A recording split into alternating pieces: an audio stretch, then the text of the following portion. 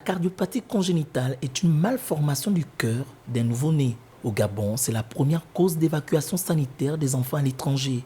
Commémorée chaque 14 février, la Fondation Jeanne Bourri a réuni ce mercredi les spécialistes de la question pour améliorer le diagnostic et la prise en charge des enfants touchés par cette pathologie. Nous avons un retard de prise en charge au niveau des structures hospitalières parce que tout simplement les parents arrivent lorsque la maladie est assez grave. Tant que nous allons former les personnels de santé, nous sommes sûrs que le diagnostic sera rapidement posé parce que c'est pendant la grossesse que ce diagnostic se pose. Nous avons aussi insisté sur la nécessité qu'après l'accouchement, il y a lieu de faire en sorte que ces enfants puissent correctement pris en charge.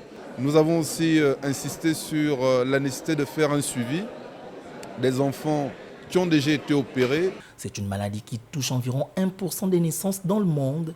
L'un des points importants dans l'accompagnement de cette dernière est la prise en charge psychologique qui, quand elle est bien prise en compte, permet aux enfants et leurs parents de surmonter l'affection. Je suis intervenue dans tout ce qui était prise en charge psychologique des familles en cas de cardiopathie congénitale parce qu'on sait que le retentissement est très important dans la vie des personnes.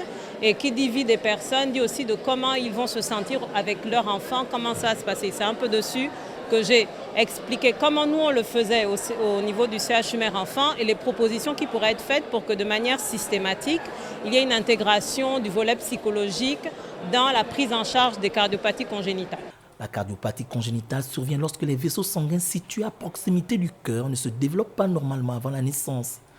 Il n'existe donc aucun moyen de prévenir cette pathologie. Mais aujourd'hui, plus de 90% des enfants peuvent en guérir grâce au progrès des traitements.